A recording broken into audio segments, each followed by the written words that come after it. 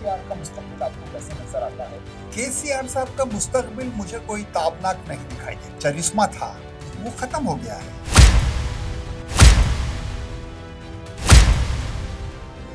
और जहां तक सवाल कविता के मुस्तकबिल का है, जैसा कि मैंने कहा कि पेरेंट पार्टी से जो भी अलग होता है वो तबाह हो जाता है।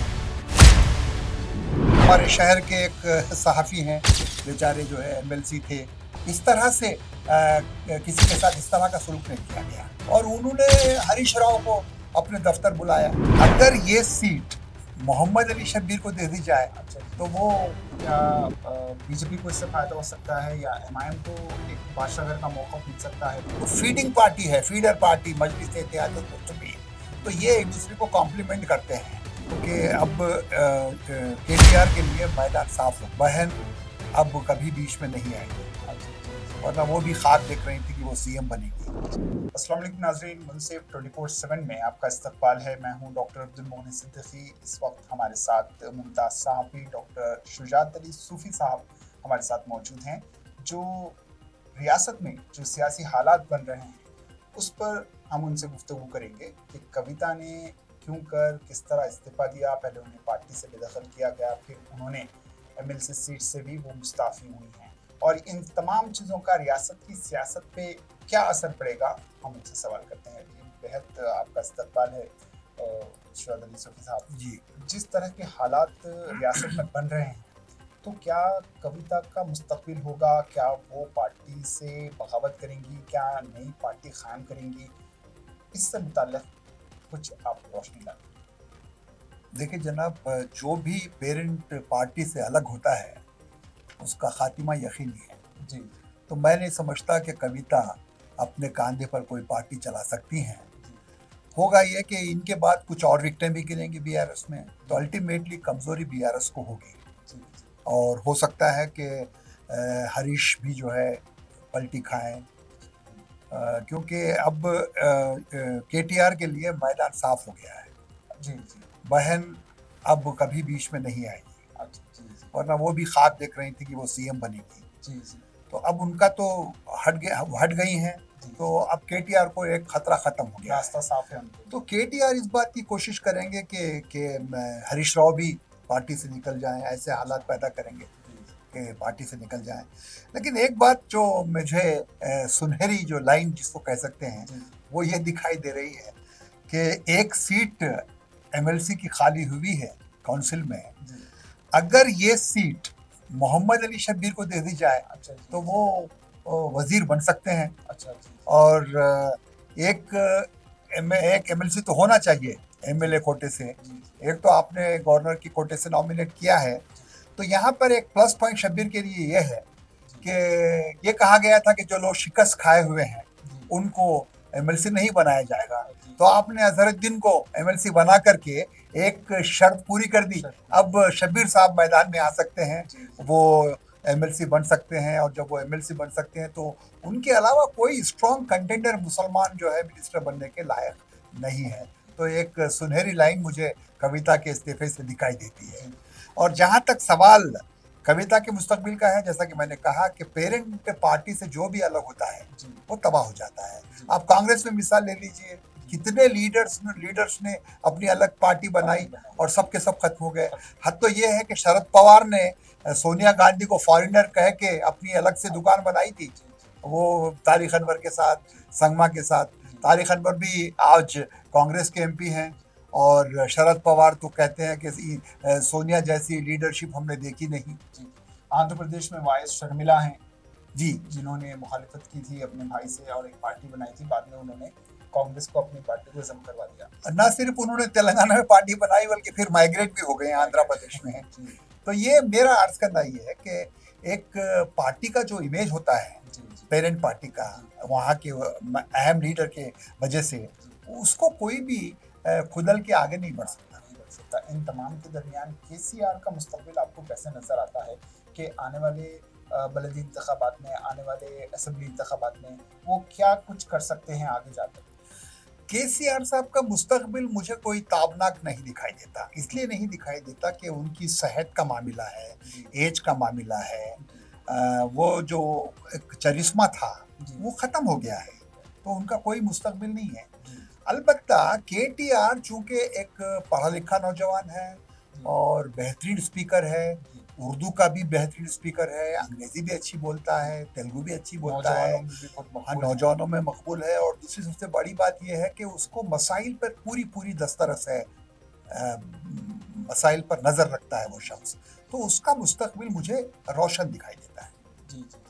तो इन तमाम की सियासी उथल-पुथल का आने वाले बलदी इंतखाबात में कितना कुछ असर पड़ सकता है? क्या कोई नई पार्टी इससे फ़ायदा उठा सकती है? क्या बीजेपी को इससे फ़ायदा हो सकता है या एमआईएम को एक बादशाहगर का मौक़िफ़ मिल सकता है? अ, देखिए, भारतीय जनता पार्टी एक ऐसी पॉलिटिकल पार्टी है जिसकी बुनियाद हिंदुइज्म पर कायम है। जी, आप ये कहते हैं कि जो लोग बाहर से आएंगे इंडिया को, हम उनको शहरियत देंगे, जी, लेकिन वाज़े तौर पर कह देते हैं कि मुसलमानों को हम शहरियत नहीं देंगे।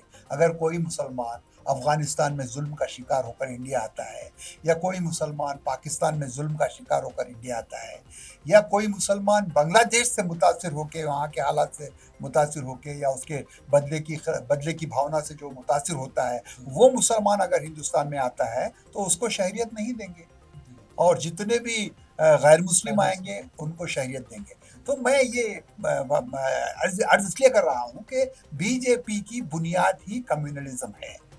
तो हैदराबाद में चूंकि उनकी एक फीडिंग पार्टी है, फीडर पार्टी मजलिस इत्तेहादुल मुस्लिमीन, जी, तो ये एक दूसरे को कॉम्प्लीमेंट करते हैं। जी, जी। तो इनको जो है मजलिस के साथ साथ इनको भी फायदा होगा। तो इसका मतलब यही है कि आने वाले बलदी इंतखाबात में जो मुकाबला होगा वो कांग्रेस वर्सेस बीआरएस और साथ ही साथ मजलिस भी इसमें शामिल रहेगी और बीजेपी ज़्यादा इसमें कोई मुकाबले पे नहीं उतरेगी। देखिए, अगर जो वोट ट्रांसफर हुए थे जी, पार्लियामेंट के इलेक्शन में, जी, बीआरएस के जितने भी वोट थे जी, वो जो है लगभग बीजेपी को ट्रांसफर हुए थे, जी, जिसकी वजह से बीजेपी को 8 सीटें मिली। हाँ, और असेंबली में जो है मिलती है 5 सीटें, लेकिन पार्लियामेंट में मिलती है 8 सीटें। तो ट्रांसफर हुआ था वोट। जी, जी, अगर बीआरएस अपने वोटों को फिर से खींच लेती है अपनी तरफ, जी, जी, तो ऐसी सूरत हाल में जी, कांग्रेस को खदरे फायदा होगा इसके बल्दिया के इंतखाबात में। जी, और जहां तक अजला का सवाल है, अजला में कांग्रेस को हराना मुश्किल लगता है, क्योंकि अजला में कम्युनलिज्म नहीं है। हाँ, जी, जी, कम्युनलिज्म नहीं होने की वजह से वो सारे के सारे वोट इसको आएंगे, कांग्रेस को आएंगे। तो अजला के चुनाव में कांग्रेस का परफॉर्मेंस बहुत अच्छा रहेगा। और ख़ास तौर पर जो 42% रिजर्वेशन दिया गया है बैकवर्ड क्लासेस को, जी, जी, वो बहुत ही टेलिंग इफेक्ट रखेगा इलेक्शन में। जी, जी। इन तमाम सियासी उथल-पुथल के दरमियान कविता ने हरीश राव पे भी इल्ज़ाम लगाया है और अपने भाई केटीआर पे भी थोड़ी-सी तनकीद की है। उन्होंने कहा है कि हरीश राव ने रेवंत रेड्डी के साथ सफ़र किया है। तो क्या ये जो तोड़-मोड़ की सियासत है और ये जो ख़ानदानी सियासत को तोड़ा गया है, तो क्या कांग्रेस भी इसमें शामिल है कुछ अंदरूनी तौर पर? देखिए, सियासत में फ़ायदे की बुनियादों को हमेशा ही मजबूती से मुकाम दिया गया है। जी, हर चीज़ हो सकती है, हर चीज़ पॉसिबल है। लेकिन एक बात मैं ये कहना चाहूँगा कि बीआरएस नुकसान का शिकार हो गई, जी, उसमें दो राय नहीं।